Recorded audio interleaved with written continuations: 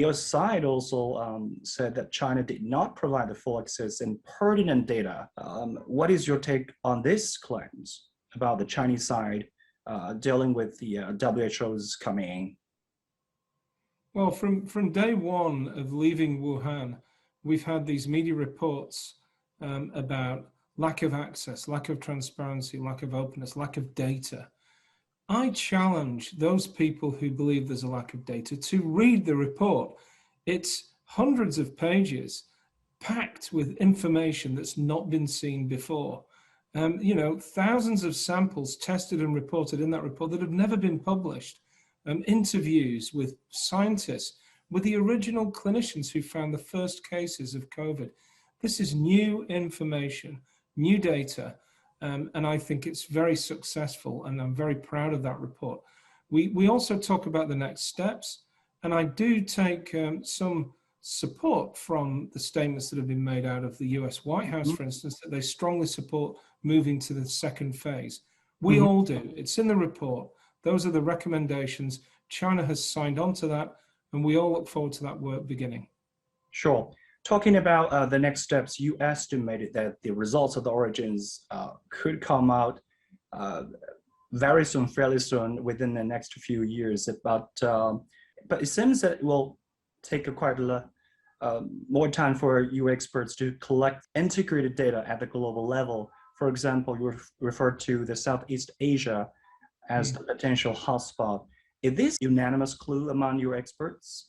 Oh yeah, every recommendation in that report is unanimous. It's a consensus report. We all agreed to it, we all signed off on it. But in terms of how long will this further work take, I go back to what happened after SARS, the outbreak in Guangdong. Initially, we thought civets were the source of the outbreak, but not really the reservoir. And it took us a couple of years to find bats, working with Xu Zhengli at the Wuhan Institute of Virology, actually.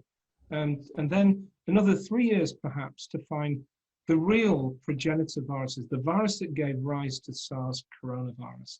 So this does take time. I'm sure, given the intense scrutiny and interest, it will be quicker this time.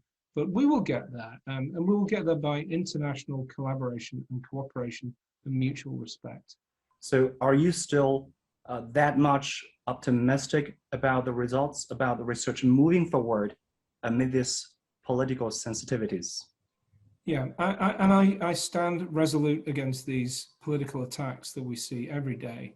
Look, when I came to Wuhan with this mission, we didn't know what we were going to be shown. We didn't know how straightforward this work would be or how difficult. What we saw every single day was new information, critical new information, and we saw scientists who were willing, ready, and able to cooperate and collaborate with us. So I remain even more optimistic, and I'm looking forward to the next 2-3 years as we dig in deeper and really get to the bottom of this and trace back the origin of this virus. It will have begun somewhere in the region of Southeast Asia or South China. We don't know exactly where.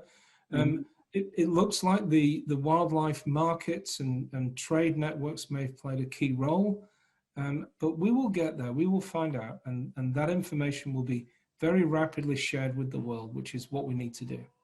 Thanks so much for your time.